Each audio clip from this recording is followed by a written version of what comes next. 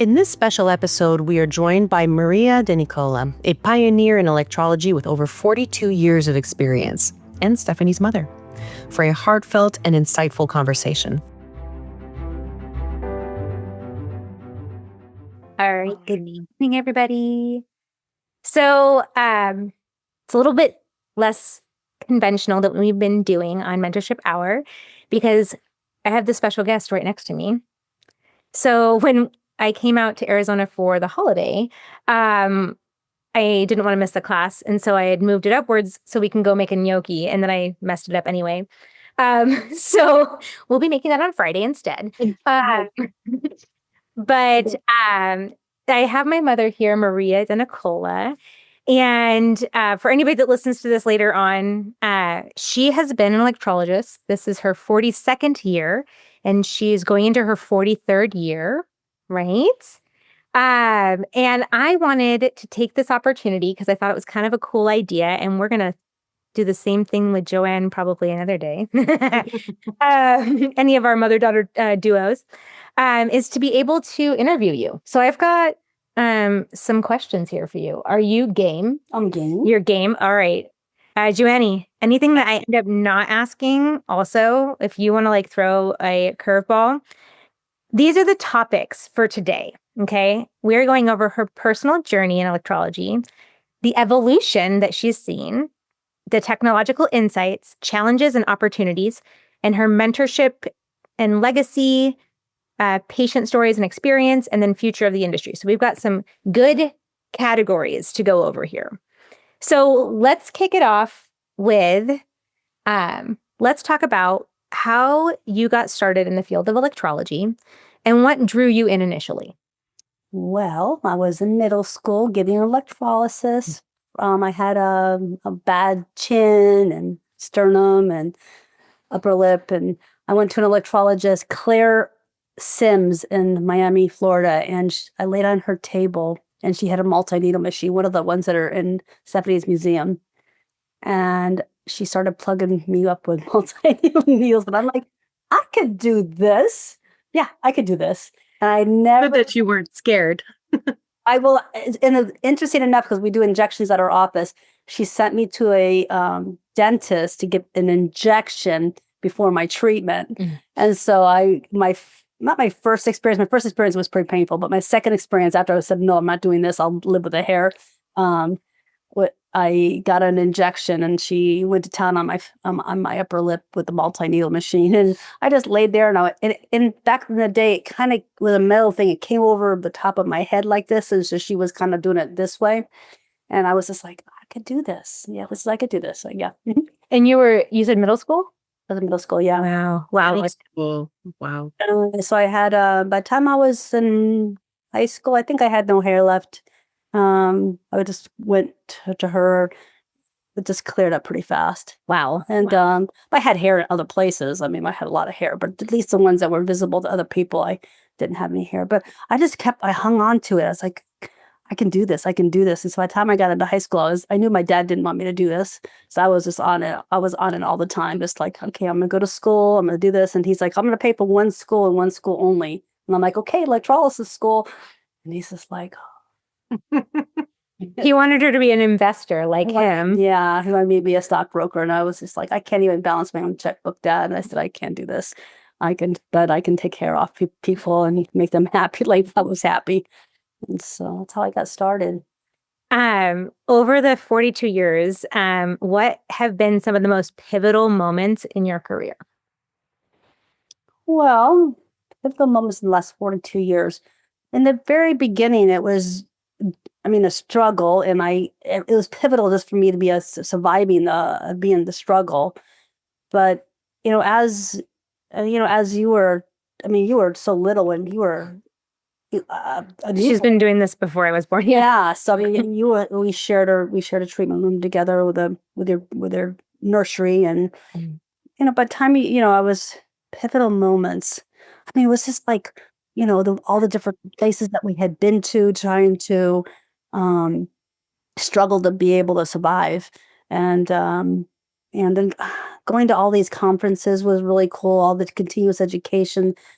I mean, but the biggest pivotal one is when I decided to jump into laser hair removal and kind of merge the two, practice the two technologies together, because it made a huge difference on how fast I can get done with somebody.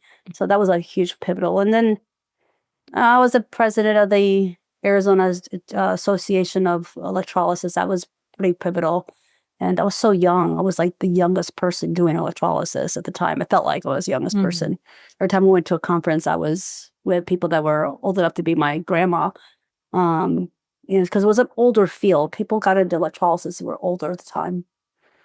I'm surprised to hear that it was like that even back then, because I feel like, electrolysis of the 70s and 80s, let's say, I felt like it used to be so popular. Like you were on every street corner, almost like an esthetician, until laser came on, where kind of the field took a bit of a nosedive. I mean, did you notice that type of trend when you were coming up? And then after that, like you got into laser, I know, but did you notice the hit that the field took in that time?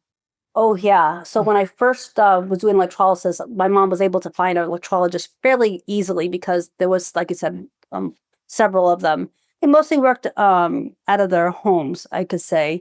But when laser, it took a huge hit. And I just literally had to say, okay, I remove hair for a living. I'm not going to buckle. I'm going to ride this wave. And it was a hard wave to ride, but I rode it, and I'm glad that I did. But it took a huge hit. Almost every electrologist in Arizona crumbled. I mean, it was really hard.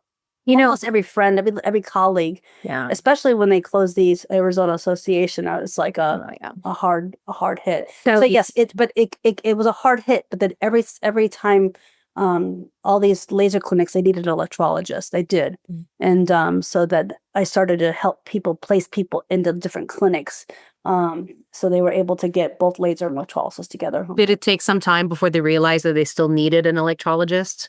Probably took 2 years. I mean, I would say the 18 months that when you do your consultations, you're like at least 18 months to 2 years. After that, they realized that they're not going to be able to get the lighter hairs, the whiter hairs off, and so they had to do electrolysis. And so I had that at that point. We had both in our office, and I was able to like kind of rock back and forth between the two technologies. One of the things I will say from being like your kid in that moment was when she got into laser, and at the same time you had bought where Sensapello is now. At all at the same time. So she bought a building that was in it was a dream of yours, and I definitely want to hear your perspective on that, because I have a different perspective. She's like, you're spending all of I said, you're spending all of our money. Our family's money. Do you understand? You're spending all of our family's money. And I'm like, we have to. It was the vision, Stephanie. It was the vision. And that's the thing is, like, I understand that now, especially with such a big shift in that. Okay, what's wild, and Joanne, when you and I talked about this, your family's money. I just did the same thing, and Joanne told me she did the same thing when she came to the States. It was like you have this moment where you're like, listen, it is sink or swim. We are swimming. We have to swim. We have to swim because we're not going to sink in this. But I remember not only being kind of a booger about it, like I just remember when you found that location, there was like saltillo tile underneath shag carpeting with fuzzy wallpaper, and like the inside of the office was like rough, really rough. It was really rough, and we would go there after school, and we would work tirelessly, peeling up. So how does one get fuzzy wallpaper? Oh gosh, what is that? It was textured, but it was soft texture. So think about like string. It had like fiber in it. Yeah. Was that like a 70s touch? Yep. Yeah. The shag carpet wasn't enough. They'll put it on the wall too. Yep. It was. You seen the previous owner? He looked like he was. Yeah. Oh yeah. Oh yeah. And like when you found that building, I mean, we used to live right behind there. I used to walk past that building, and Stephanie was a little tot. So even though she was a little older, I would push her in a stroller. She was up for it. Yeah. But I would walk past there and go, one day I'm going to have an office just like this. Mm-hmm. And then when she got into, actually by the time she got into like 9th grade, That's when we got Yeah. the office. But I had tried to buy the office at least 3 times before. And every time the guy told me how much he wanted, I was like, that's $1 million and I can't afford that. And then the third time I called him, he goes, what do you want to pay for my office? And I said, well, this is all I have. And he goes, well, I need a tax write-off. So he ended up selling me the office. I hadn't even seen the inside of it at that point. Wow. And at one point, even before him, there was an electrologist in that building. Oh, yes. There was an electrologist in the building because it used to be a doctor's office. And back in the day, there was some electrologists who were working out of doctor's offices. And so there was an electrologist in the building before when it was just a family practice office. Yeah. Yeah. It definitely. That electrologist was the one that was at 23rd Avenue in Victoria. What's her name? It's not going to come to me right now. Like, it's like behind a wall. Yeah, it was definitely, you were pretty innovative on your treatment spaces anyway, because when I was a kid and you were putting up the signs everywhere saying her same phone number that she has today, she's had since she opened her doors 42 years ago. And she put signs on phone posts that wood sign on wood posts. Mhm. And I would just said permanent hair removal with my phone number or electrolysis with my phone number. So that's how I got my first transgender patient, by the way. Mm-hmm. Yeah, because that person was written up on the newspaper front page and they ruined her life. They ruined her life. And so my dad said, if you find her, you'll find more people like her. Well, try to find a needle in a haystack without the internet. You can't do that. And so I started tacking up those signs and she saw one of my signs and she called me up. And so she came in the very first transgender patient that I saw. I don't remember the answer to this because it was before I became a laser technician, because we have about a 3-year difference between when I became a technician and when she became a technician for laser. But one of our fellow mentorship hour people, Michaela, she's an educator out on the East Coast, right? And she was wondering if it was regulated. Laser was regulated when you first started, when it was first got popular here. No, it wasn't like regulated at all. Yeah, I was able to go to I went to school at Lorenzo's school, but I don't believe it was regulated. It was something that came when you purchased the equipment. Oh, okay. So we purchased equipment and they paid for my schooling and they sent me to Lorenzo's school. Gotcha. Yeah, now there is regulation here in Arizona. 2004 is when I changed it. Because when I bought that one machine and then they made me sell it, yeah. We bought an entire $100,000 machine and then I couldn't use it. Yep, and we had to sell it. It was a lot. Yeah. Okay, so within that, what inspired you then when you think about like Sons of Pella Med Spa as its current evolution? Like, how do you feel it has evolved in that time frame? Obviously we have an evolution of our technology in that space, but I remember you having people that worked in your space when you were on 12th Street, but like, did you always have people working with you or for you, or is it now that you have employees, but those were like contractors? I didn't have anybody working with me for a long time. I had one person who could work with me briefly before I got the 12th Street one. But when I got the 12th Street, we started to kind of dabble in having people work for us. But I didn't envision myself having a big business like this. I just, got more and more patients, and so I had to get help. But I really think that it's really cool, both you and Joanie, to be able to have all these young whippersnappers out there learning how to do our trade, because it's really necessary for continuous education that you guys do to sharpen your skills. Some of the stuff I see you put online, I'm like, these people really need to know this stuff, because it wasn't available before the internet, and then you two kind of working together to educate the masses of people that you are. It's just admirable. Thank you. I really think that you guys have you're really doing a lot for our community. I really do believe that what you're doing is almost God's work. Because I think electrolysis is lacking education. I think electrolysis has been lacking education for a long time. Not that the schools weren't good, because your school is great. Your school has always been great. But I just think that we need to have more education in electrolysis. And you guys doing that thing about proving the electrolysis, so we're able to cellular permanent hair removal. Oh, what was it called? Oh my gosh. Yeah. Our research project. I've been over here bragging to all the family members that walk in the door about the research project. Yeah, I think it's wonderful. I think that it's really, I'm sorry. That's okay. I think it's wonderful. I think think it really, really needs to be heard. And I think that I think everybody should be involved with that. This episode is sponsored by the Shields Foundation. Our mission is to make electrology education accessible by providing safe, affordable student housing and scholarships for underserved communities. Together, we're building a future where every student has the resources to succeed. Join us in supporting tomorrow's electrologists at shieldsfoundation.com. Well, and like I was telling her today, so some of the research that I'm doing to get us prepared for this research project is I was putting together a timeline for hair removal technologies across the board.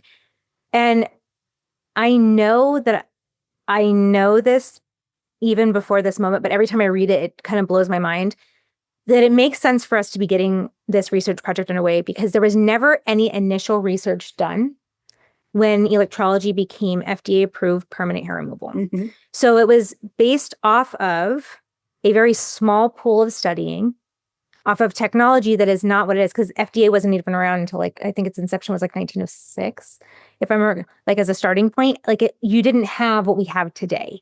And so it makes sense for them to take us off of that and us have to reestablish in a scientific manner. We know based off of the countless people in 42 years that you guys have been clearing out people, we know it's permanent, but to what level and to be able to put a number to that, I think that was really important because the difference between us and laser is laser does have that in there. For 1997 was kind of a pivotal year in that space where you saw those changes happening. And so, laser came on and they proved themselves that what they could do. Told you that, well, they actually didn't tell you straight up in the beginning, but they told you it wasn't going to work on certain criterias, and they had some medical proof behind it. Well, yeah, I mean, it's the talk that I did at the AA conference just recently, and I did a little bit of scientific studies to figure out, what are doctors quoting? And really all the research is so heavily laser based. So like you said, they've done the work to prove themselves. And so when doctors are quoting these studies, then they're pulling laser studies. And those are going to be more pertinent to what, their machines, their technology. And whenever they talk about electrolysis, it's so ambiguous, and it's almost like somebody talked to somebody about this, or they've heard it from somewhere, but there's nothing concrete to pull from. Exactly. Yeah. And that is a huge component. I think that when you were saying about the research part, it's that is what Joanie and I saw. And we're going okay, this has got to shift, because you can't say that you're the gold standard without a foundation. And so the foundation has to come from the community, and that community has to be willing to research and do the hard work in that space. As a seasoned electrologist and laser technician, how do you see for your patients right now the two technologies complementing each other in your current practice? Big time. Literally, I do a consultation and I will set them up for success if they are a remote laser candidate. Now, not everybody, because you can have accelerated hair growth from laser or into the electrolysis or an efficient electrolysis. But anyway, I set them up for success by doing a laser treatment or multiple laser treatments, getting them reduction of growth. And then the biggest thing is getting them all in an early anagen cycle to be able to, not use as much current and, have an easier electrolysis treatment. So I'm able to break down, then, do it. You're still making a living. You're making a great living, but you're not, hammering at their face. A lot of these people want 4 hours done, 5 hours done. It's I really think we should slow this down, and do some laser first and kind of separate those hairs out. Well, and you've done a lot of, even modification in the time that I've been a technician, with some of the things that, early on when we started doing, because one of the things that Sensapillo specializes in is large volume electrolysis. So when we talk about the double technicians and we talk about all that kind of stuff, that is something that she really has cultivated for the practice and made it a safe practice to do so. But in doing that, we have even become more conservative is probably not the right word. There is a pullback. I realized that I was doing like tremendous amounts of hours of electrolysis, and I, you don't like what you see, and when someone's so blown up or so having a hard time to heal, and so I pulled that back quite a bit to where I'm not doing those long appointments, and the patients still want them, but it's for their benefit that they're giving some time to heal. And then, like I said, if I do laser beforehand, it's less, the hairs are not as dense. And so there's space to heal in between there. And so I'd pull some, all-nighters in the beginning, but oh my gosh, yeah. But now we don't do that. Not because we can't do it. It's because we don't want to. We've seen that it's easy, best on their skin not to do it. Yeah. Yeah. Definitely. It's like one of the things that we really, Joanie and I talk about this a lot with the feathering technique or the thinning of the herd. We do that because we understand that if you have healthy skin mixed with compromised tissue and you give those gaps, the ability to heal increases exponentially faster. So I saw that within our practice a lot. Is there anything that you're most excited about in technology right now? Like anything that you're seeing that you're like, oh, I really like what I'm seeing there, or? Well, I really like how the machines are advancing. Once I got my Appleus, I wasn't even thinking Appleus, and then I heard the bulge. The bulge. What's his name? Clement. Yeah. Clement, yeah. My husband could not sit through that. At the AEA convention, in case you're wondering, so at the AEA convention, Dectro International, along with us, Aesthetic Systems, we always do a wine and cheese night where we kind of do like a special free class where we talk about a little bit what, Dectro's been up to. So like this year, we showed the expansion. So Dectro International has expanded their manufacturing plant to 10,000 square feet in order to be able to meet the demand. Because if you've been around as an electrologist, you know that there is just a huge backlog with the production of the Appleus machines, like 9 months, sometimes that we had to wait in order to get these machines when you're purchasing them. So at one of the conventions, and I remember, Stephanie, we were 33 because we took a photo with Trisha, and I remember that post. It was like 33 was the next year. We were 32 the year we got the machines. Okay. So it was 33 was one of those. Okay, so it was one of those, and I know that you guys were pretty strong Gentronic users, right? Multi-modal Gentronic. I was like a strong Gentronic user. I was like, I'm not changing my machines. That's ridiculous. I get in there, I see Command, and I literally was like, okay, all right. Let's go listen.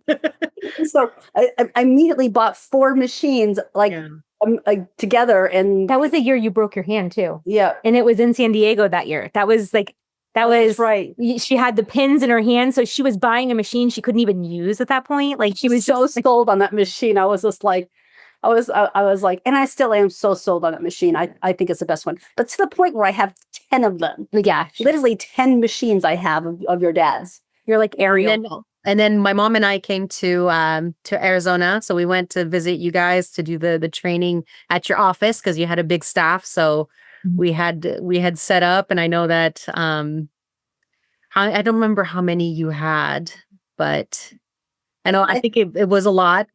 Yeah, 5 electrologists at the time. Yeah. And at the time you had the museum also in your building, so I remember that.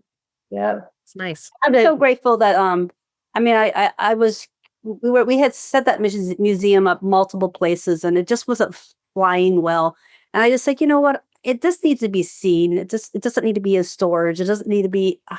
And I was just like, it took me everything because I really wanted the museum, but I think it's better served at a school. I really do. And what better than my daughters? Thank you. I like it too. That all started in 2014. We're sitting there the year I got my gold probe, and I was like, I'm going to open a school, And then we're like, we should use the machines from all the stuff that Lorenzo and Mike Bono. And last time I saw him at that conference. Which one? San Diego. Diego. So Yeah, he spoke at that conference. Oh, wait a minute. Did I see him No. at your place? there's in 2020. Yes. Yeah. Yeah. Yeah. Yes, that was wild. That was the last time I saw him. Oh my goodness. What a whirlwind. Let's see here. So do you have anything as a practitioner that you felt and as a business owner that were challenges that you were just like, how am I gonna figure this out outside of like getting the machine and the location, that kind of stuff, that you're like, did you have to lean on anybody else to kind of help elevate your vision to something that you can make happen? Or Like my daughter? I'm like, no, not, but I would say like when no, did you decide that it was time to hire like a front desk person that was you couldn't Yes. keep up? When did you decide to hire your next? Because I wasn't your first technician, I was one of them. Yeah.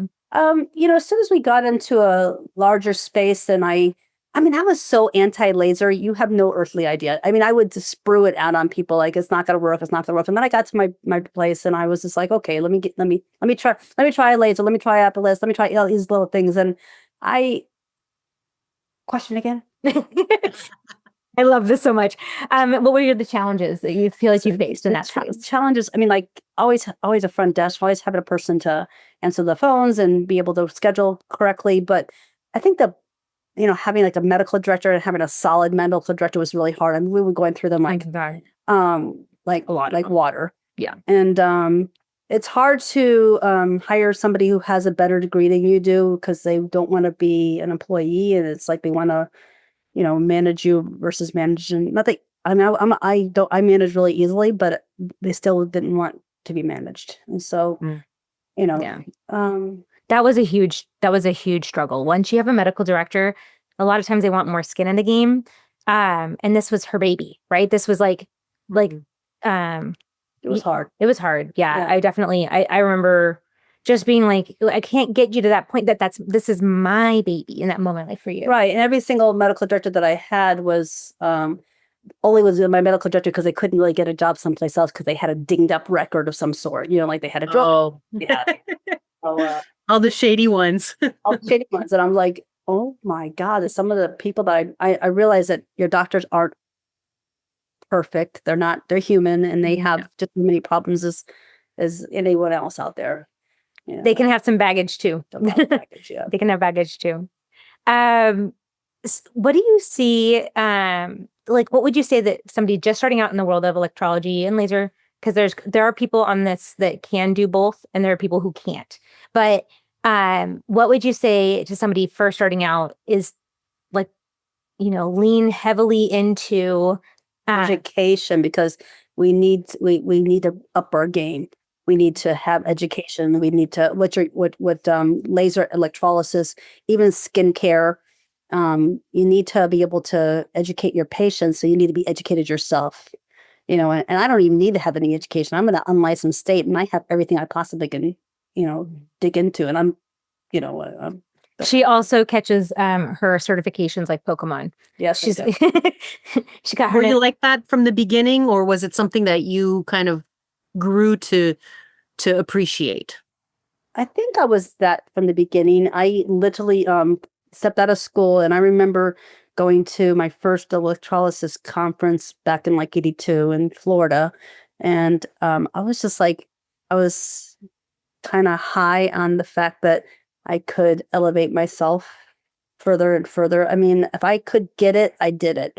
And I'm still that way to this day. I really think that if I could get it, I do it, education wise. And I think that every new electrologist really should, if they can get it, get it. Yeah. Yeah. Well, sometimes it's like, I don't want to say that you don't take no for an answer, but you don't take no for an answer in the best of ways. Yeah. Like it's like, that's not an acceptable answer. We're going to find out how to get what I'm asking for. Mm-hmm. And you kind of just keep leaning in. I would say is like, it's a huge quality of yours. That's admirable, because it's one of those things that you have to like think about. Like, it's hard to be persistent when people want you to be passive, especially as a woman in an industry, as a female business owner. People don't want you to be an assertive person. We were talking about this today. Some people want like, the quiet front office person and the sweet da. And like, sometimes you just can't do that. And so you have to like lean in and be like, no, this is what I asked for. Thank you. Mhm. And sometimes I feel like that probably isolated you a bit from other people in the industry, because it was like almost like you were asking for something that everybody should have been asking for and everybody should have been fighting for, but instead you kind of got stuck in spaces where you weren't allowed to like participate. I'm like, we're not gonna like dredge us up with too much, but like when you were kicked out of the association for starting the laser part, and she was the president of the Arizona chapter at the time, and they said, nope, if you're doing laser, you can't. And they closed the chapter, and then the chapter dissolved. And because of me, Yeah. everybody else lost, because the whole state, they took everything away from us because of what I was doing. And I mean, they just literally just took everything away from us. And that's like a really, I think that was like that all happened around that same time of her getting the building, of her getting the laser, of all that kind of stuff. So like she had a high schooler, 2 grade schoolers.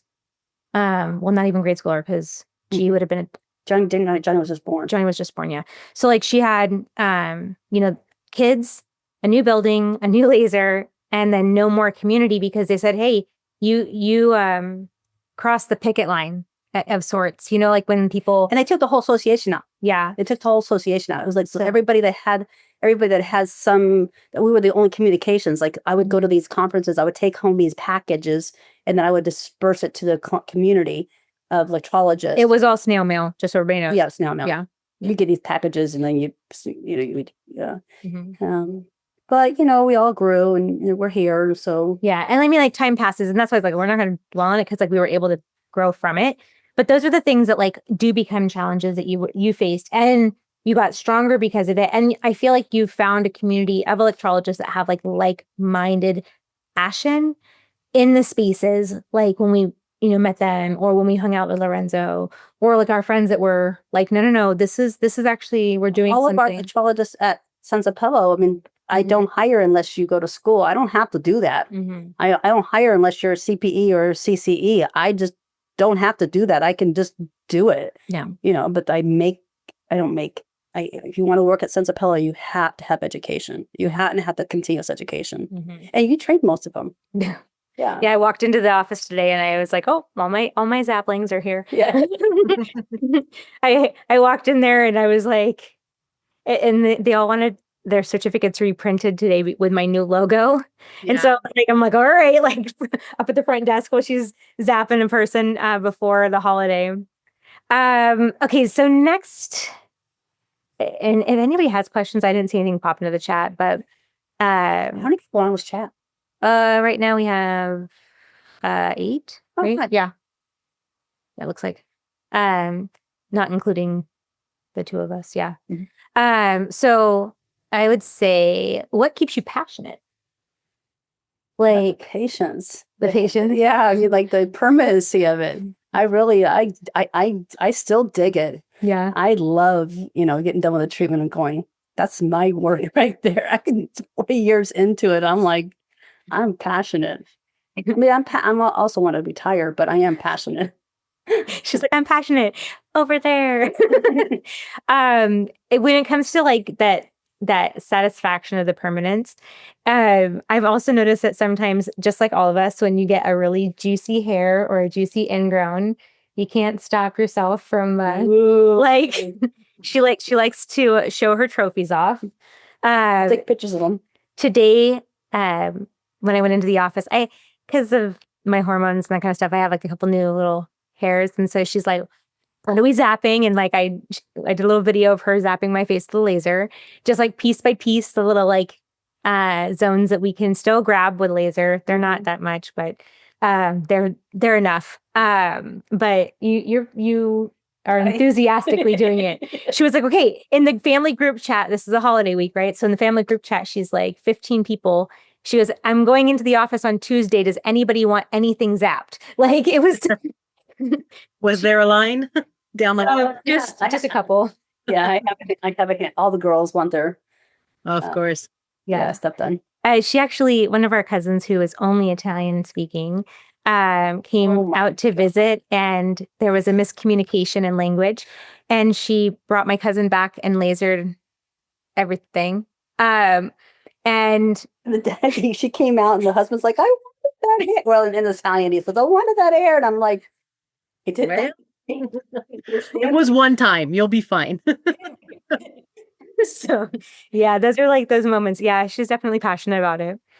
How do you see the industry addressing accessibility, inclusivity, especially for those like with hirsutism, gender affirming care, people who have been othered because their hair makes them be more masculine or for whatever reason? Healthcare has helped quite a bit. I mean, like, it's put another element of like work for the electrologist. But that being said, people who are PCOS, or people who are gender affirming care, it's helped. Whether we've had some help from insurance companies to pay for. Do I like it? No, but I embrace it because it helps them and it helps them keep their treatment plans going. And I mean, I don't think that anybody should start hair removal unless they can completely finish it, because your body doesn't understand it's unwanted hair. It just knows it was injured. So if you just do a few treatments, it's not going to really help you that much. You know, I mean, so I want to be able to go from soup to nuts. I don't want to, I want them to finish their treatment of care so they can, experience permanent hair removal. Oh, yeah. Well, it's not worth it otherwise. Yeah. Not worth it. I mean, I guess some sure. Any work does a little something, but Right. But I mean, like, you do a treatment and you're breaking down the hair follicle or breaking down the hair, and if you don't like keep on breaking it down, your body's just going to repair it. I mean, it's what it is. It needs to be completely, taken away. You need to finish. You just need to finish. Yeah. And so the insurance has helped with that. They'll do it. Like, you got it free. Yeah, they stick to a plan much better when they have help. Rightfully so help. Yeah. PCOS. A woman's got a beard. I mean, she should have. This is a medical situation. Oh yeah, absolutely. And a lot of times, I mean, like I talked about this in the PCOS lecture. That moment that someone has that substantial of hair growth, that is an indicator that other things are wrong. And a lot of times we're the first person to see it because they don't want to tell anybody else about it. And so it's like we have to be the one to be like, you actually can fight for this. You actually don't have to spend your life savings on hair removal. You can advocate for your PCOS and hirsutism and hypertrichosis. I definitely think that that's a huge factor because yes, insurance is a total pain in the bootay, big time, but it's a pain in the bootay when you can't fill the schedule with a person because they can't afford it. And think about this. If you don't prove that electrolysis is permanent, even though we all know it is, if you don't prove it, somewhere along the line, the insurance is going to be wanting proof. Yeah. They want their money to be spent wisely, so they're going to need that proof. Plus, I think that what you're doing is going to pay off big time, in the long run, because insurances will then understand that it is permanent hair removal and it will solve the problem, and so therefore we'll pay for it. But yeah, it validates the reason we'll do this. And they paid for the laser before they paid for the electrolysis. Because so they were more willing to pay for the laser than electrolysis. Yeah. Now they pay for both. Yeah. It can be a real struggle to advocate coverage for a service that might be a 15-minute service to hours long per procedure. So one of the things that I know that because all three of us, we all do insurance care in different ways. So I'm in network, you're in network. I don't know. I have somebody else. Okay. I pay somebody. She has a medical biller who takes care of that side of things to do so. I know some were in network, some were not. And we're working on trying to get in what network, but I don't mess with it. Okay. And she's like, that is somebody else's problem. Yeah. Well, I don't mess with the contracts either, but I mess with the understanding of what gets covered and that stuff. But I think that each one of us taking in these insurance cases, like we are kind of in a weird way, working out the kinks for our peers that want to get into that space, because we're finding what hasn't worked. And because we don't necessarily take no for an answer in these spaces, and like we don't, like insurance companies, they're in a business to defer, deny, and delay of those spaces. And so if you are persistent in the fact that you said that you cover this, and this is why that you're covering this, it's like, because we are kind of carrying a lot of the weight in those spaces, I think that down the road, the next generation of electrologists, the ones that we're training right now, aren't going to have it as difficult to get it covered. Where I do see an issue happening right now is they are changing depending on like your insurance qualifications in your state, they change what they pay out to people. And so contracted, like I can't say what I'm contracted for or you guys are contracted for, because it's going to be different, because each one of our states are different in what is required. And so I would like to see a standardized number across the board, like it covers this much per unit. And that's like, whether you're in Arizona or Massachusetts or I don't know, Rhode Island, or like wherever you're at. Like Medi-Cal rates, pretty much. Yeah. So it's just kind of negotiated. But not that low. But not that low. Yeah. And that's kind of the fear of having some sort of number like that, and actually I just had a call today for a certain patient, because I'm out of network for pretty much everybody. And so, when we kind of talk about what the rate is going to be, like pretty much I kind of give like my high rate and then we negotiate from there. But her feedback was like, well, that's too much. Like electrologists really are about like $50 to $60 per unit is what she was telling me. And I'm just like, I haven't done that since 2018. Like, it's just, it's like, I don't know how I would feel. And that's kind of where this is leading. But like, I was trying to think about how would I feel if this did become something that was, standardized, and they standardized it at like $50 a unit. Not super low, but also not what I like, much less than what I charge for a cash patient. So then at this point, start. Yeah. Coming soon to 2026, the AES Spring Seminar, plus more virtual CEUs to keep you inspired, educated, and connected. Brought to you by Joanie Gonella and Stephanie Shields of the Electrology Education Coalition. Stay tuned and get all the updates at electrologycoalition.com. And then do we just start to step away? Do we decide that it's just not for us? It's not worth it? And then, I don't know. I mean, unless they start covering other items in there, because like, for example, Joanne is able to code for more things for more coverage than I can. So like when you code for like them changing in the room, or you code for the administrative time, I can't do that. And so if I could, then I could buffer where that cost is hitting maybe my time versus like the physical cost of things. But I do think that there is a problem in that space where it's like, what are the line items that I can bill for? Because I need to know that. Can I bill for my probe? Because I know that you can bill for your syringe. Can I bill for the amount of, I don't know, current coming out of a machine? Or can I bill, like, what can I start adding into that? Because I know a doctor can be like, I use 4 sets of gloves, 2 syringes, 4 gauze. And you're just sitting there going like, so you're getting that reimbursed? Like, and how much of that are you getting reimbursed?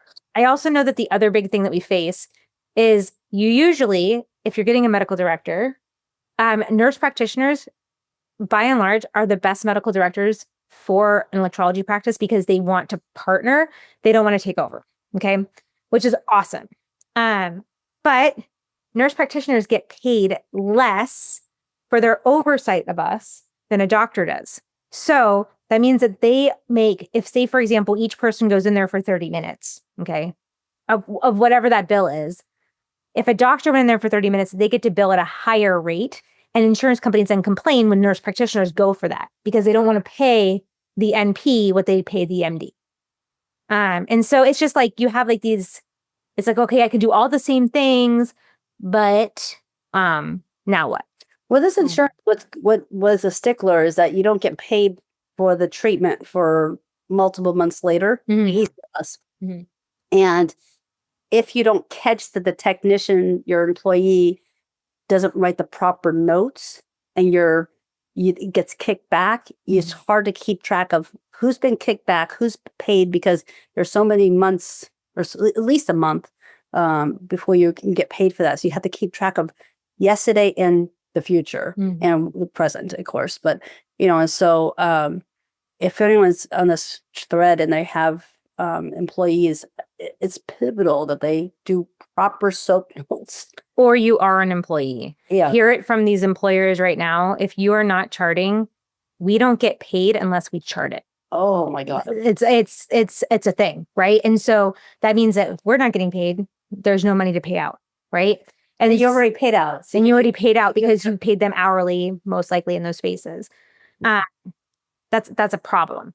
And she happened to be at the office this summer when she was dropping off the museum, when all that happened to me, where I had 18 charts that had not been filled by the contracted employee that we had at the time. And we were like so behind. And it was nice when everything got processed through, but then it's like, I just did all that work. So what am I paying you now in this space? Am I going to pay for that commission on top of the hours that you did do? Because it was a little bit weird at that time. And so that's another thing, is that with our employees, we have our published rate on the on our website, and we don't. Every insurance company pays a little bit different, or a different way, or whatever.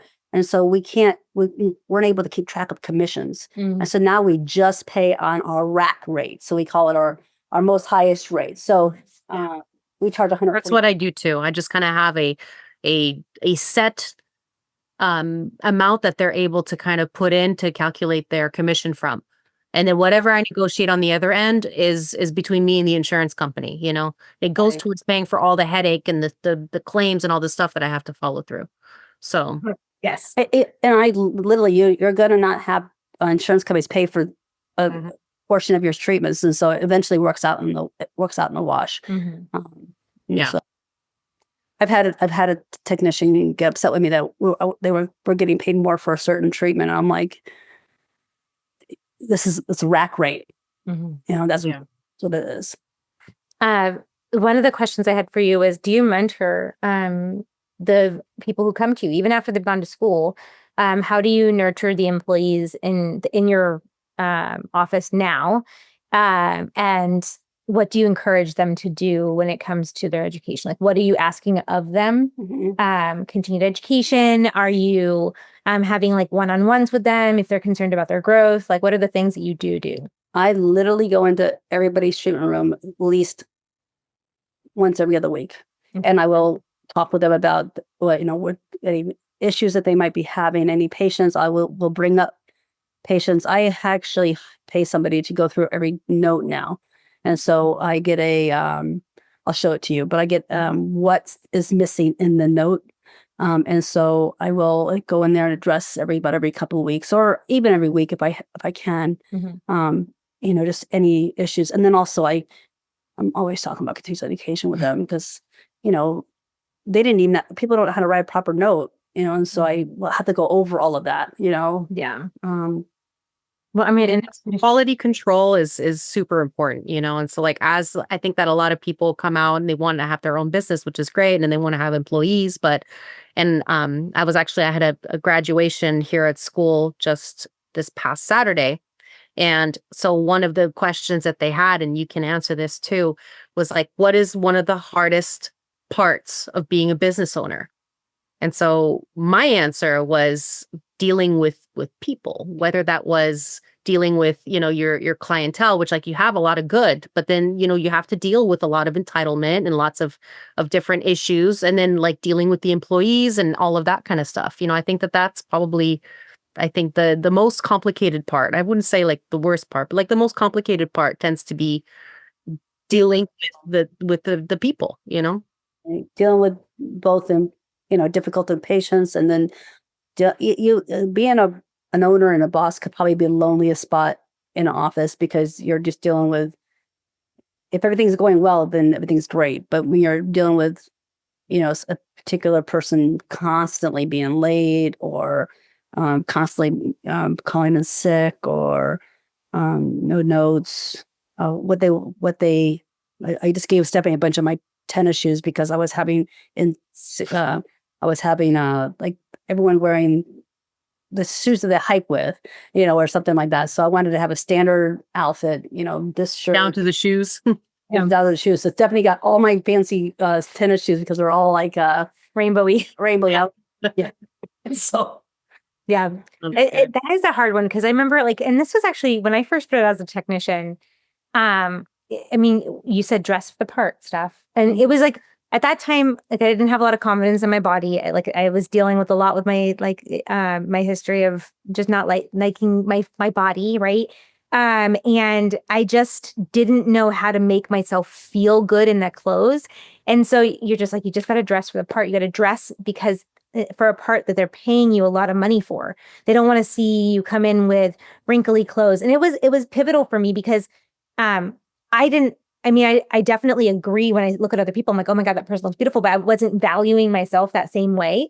And it was this moment that it just I got it. I I have to figure this out. Another moment you had was when you weren't getting return appointments. Mhm. And I'm like, you need to literally walk up to, you have a consultation, but you walk up to the front desk Mhm. and you look at your front desk person that's making the appointment, say, Mhm. make her 4 appointments every 3 weeks for the next blah, blah, blah. And every Mhm. single time she comes in, next time you tack one onto the end. Mhm. And so you're setting the patient up for success, but you're also setting yourself up for success because if you don't set up your next 4 or 5 treatments, it's that's, could be a few months. Mhm.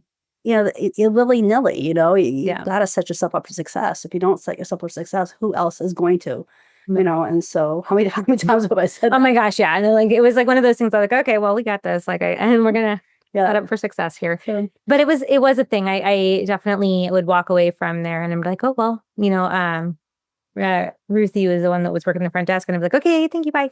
And I would just let my clients kind of mosey to the front and not give them direction. Because I didn't necessarily feel confident in that interaction in that moment because I was just oh, I'm not there yet. But I would beg her. I'm like, when am I going to make money? And she's like, this is this is how you make money. You have to you set yourself up. if you don't book them, it's like Field of Dreams. If you don't build it, they won't come, right? So it's same deal. If you don't build your schedule, they will not show up for the schedule they don't have. And so that's a huge part. 100%. And then they won't get done. And then you don't have people that are. And electrolysis doesn't work, and then they're on, on doing something else.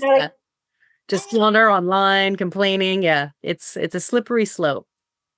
Without breaking any confidentiality, can you share a memorable story that left a significant impact on you? I feel in 42 years, there's too many that I could probably say, but is there anything that just memorable story? So many people. I work with people who are going through gender affirming care, and so many times where I've had somebody that's, besides themselves and with suicidal thoughts, and there's just so much that with what we're doing at our office that I feel like I'm doing God's work in a way. Not that I'm religious in any way, shape, or form. Yeah. But I little G. Yeah. But I am doing. I would say it's the best connection to community. Yeah. In those spaces. I've just had so many relationships that I've. I think too, in my early years, before she met my dad, it was just her and me against the world kind of thing. Absolutely. And so I think that some of the more memorable moments for me was my mom would put ads in the New Times. The New Times is a magazine that's kind of a artsy magazine out here, newspaper. And she would say stuff do you dress like a woman? Call me. And people would show up to our house and they would be in boy mode when they would show up. Mm-hmm. And in our treatment room of our home, she had a closet in there and people would line up their clothes in that closet because they didn't have a safe space to protect them at home. Mm-hmm. And everybody would get dressed up as themselves. And mom would go and find restaurants that were accepting spaces. And this is this is the really early 90s, late 80s, but it's like in my brain that I was probably like 6 or 7 in this moment. And you would take everybody out, and then everybody would come back to the house and go back to boy mode and go back to their unfortunate. Didn't even go to restaurants because we couldn't go to restaurants. But so I think that those are moments that I got to see you build a community from spaces that people didn't have a community. I have a long closet in my office. It's the length of my whole office. So like think about 2,500 square feet, the whole office, the front even, but I made a closet out of it. And I used to have different people's clothes that they can come in and change and go out, and I was a closet, for a bunch of people. I can't do that anymore, but that was memorable. Yeah. Just being able to help those people. Absolutely. Helping those people. So, we only have a few minutes left. But one of the things that I wanted you to think about was, because I know you talked about like wanting to retire in the future. But if you could leave the industry with a piece of Maria, what would be the thing that you hope leaves an impact on, like, those that either work for you, have worked with you, or have been colleagues of you?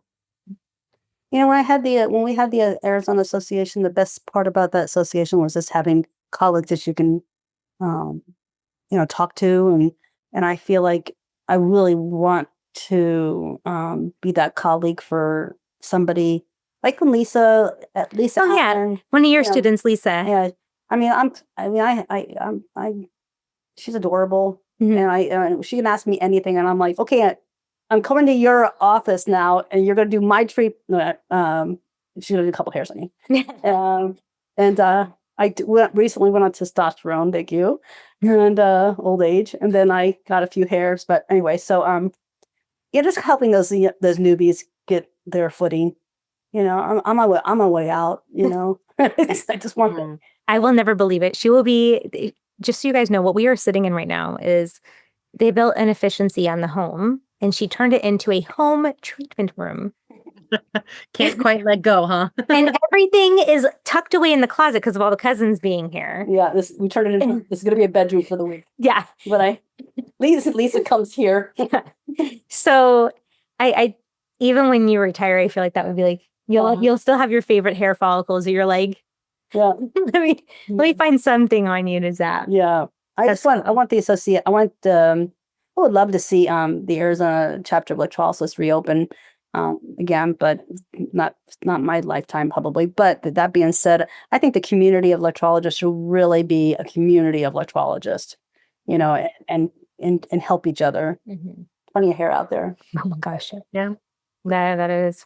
I always felt about competition. There's a lot of people out there that are so scared and defensive when something comes up that they think is going to disturb their peace. But I mean, the world is a big place. And unless you're living in a town where there's like 6 people, you're fine. Like it's fine. I mean, competition isn't necessarily a bad thing. We kind of all help each other rise. So. But it's great. I moved to a small town and the electrologist called me up. She's like, I am so glad you're here. I'm like, how are you now? She's like, yeah, I need an electrologist. 1. Okay. And then 2, she's like, I feel like retiring soon-ish from this. So I now know where to go. But we're in a town of 20,000, really about 30,000 because it's like 2 adjoining towns. But it's like when you think about that, she's a mile from the school. And I am already a fuller electrology schedule than her because I'm picking it up with the students and she's pulling it back and focusing more on other services. But like, that's a small area if you think of like your impact. If 10%, like, no, what is like 1% of 30,000? That's a you thing, girl. That's 300 people. Okay. So if 1% of that population comes to see you, it's still too many. Right. Oh, it's there's plenty of people out there. I don't know, this. So all of us in this chat probably has at least a handful of people that are transgender. There's only one 0.3% of the adults in America who are transgender, and we still have enough patients. I know. So I mean, PCOS is 1% of America is a lot more. Yeah. But yeah, globally, that's true. PCOS is 1 in 5. yeah, so it's Yeah. like, Hair. yes, and then you have all the other people that always want random hair taken off, so Yeah. there's plenty of patients out there. Yeah. Yeah. Before we As we go, I was just going to say, there's one more thing that you did leave for the field, right? So it's called Little Stephanie, and she's the one that's taken on My little your angel. torch in your name, right? And just kind of doing what I hope, you're proud of, which is take this field and, multiply the education and bring it out to everybody, create a community, So I know that you're probably quite proud. I was a reluctant zapper to start with Yeah. because I was going to school for education and that was what I was going to do. Mhm. She told me multiple times that Yeah. she wasn't going to do this for the rest of her life. And I'm like, okay, that's fine. And it was one of those things I couldn't stop because I really enjoy the client interaction. I enjoyed working with my mom. And I was finding that I was teaching in that space. And so I was getting this little nugget of education nurtured, right? Where I got to do what I wanted. But then when we were talking about it and I'm like, I can make a school. It was just all of a sudden I was like, wait a second. I don't even have to go teach in a classroom of a whole bunch of high schoolers. I could just wait until they're 2 years later and they pay me to go to school. No. And it was all of a sudden it kind of I took what you gave me which was my education and a lot of other foundations in my life, just so everyone knows. And then I took what I was passionate about, which was education. And I was like, I'm not taking no for an answer on that. I'm going to make this. And that's what I decided to do. Yeah, I'm happy about that too. Does anybody have any questions on there? And I just want to say that one of my most favorite names is Antoinette. Yeah, Tony. She came to school with me last year, and if I had another daughter, that would be one of my names I would choose. I have a cousin, Antoinette, that is. Any questions that anyone has? Yeah. Nobody? Bueller? All right. Well, next week, we have Jessica Poole joining just me that week. So I'm going to be doing a couple interviews in a row. And then we'll have Corinne from the educator from Silhouette Tone talking. She has both laser and electrolysis as well. And she's a newer electrologist and loves to teach. So she'll come on the next week. Those are going to both be at 4:30 p.m. Pacific Standard Time. And when I'm in my right time zone, I will actually know what time that is. Hey, you made it. That's all that matters. So I appreciate you guys doing it earlier time so we can go spend time with family tonight. And peace, love, and hair. Thanksgiving, right? Happy Thanksgiving. So good to see you all. And thanks for being here. Mama Maria, thank you for your wisdom and inspiring generations of electrologists, including the ones sitting right beside you in this episode.